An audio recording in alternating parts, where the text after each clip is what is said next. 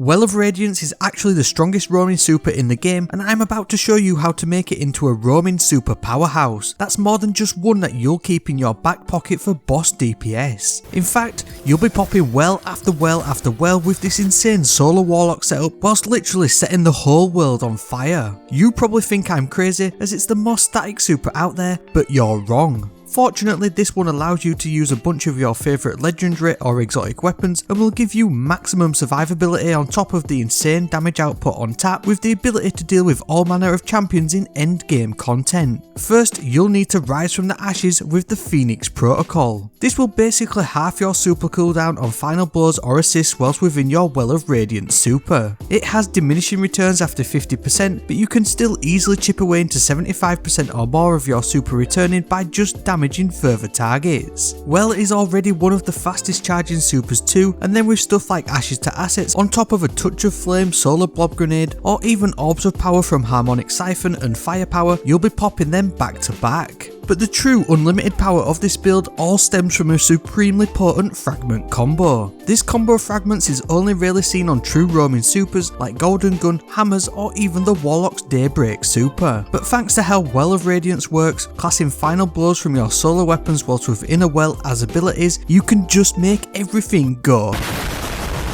And this is how you take literally any solo weapon to the next level with the Ember of Combustion fragment. This will cause targets to ignite on final blows with your solo super. Any legendary or solo weapon you use whilst within a Well of Radiance will count for this, and you can honestly chuck in whatever you like to maximise your damage potential. Yet it's still the hierarchy of needs exotic bow from the Spire of the Watcher dungeon, which is hands down one of my favourites to use here, especially with it being one of the highest damage output primaries you can currently get, and it just works so well within this build. Each and every shot through the guidance ring will delete trash ads and melt yellow bars or champions, which when defeated will ignite and cause huge damage nearby, and even more so with the Ember of Eruption, which will increase the area effect of your solar ignitions. You'll always have the guidance rings active, and if you have the catalyst you'll increase its rate of fire for the tracking arrows as you turn into Yondu but on fire. The Embers of Char and Ashes will add an insane scorching damage over time effect on these solar super ignitions and spread it to nearby targets, which all in turn count towards the effectiveness of Phoenix Protocol and your rapid back-to-back supers. Gone are the days of Warmind cells creating supersized guidance rings unfortunately, but you can then add in a bunch of solar weapon surge mods which will add a stacking 22% damage boost on top of the 25% offered by your super. Use it with time dilation to maximise its duration to match your Well of Radiance, and you can easily collect all the orbs of power that you create by using the powerful attraction mod.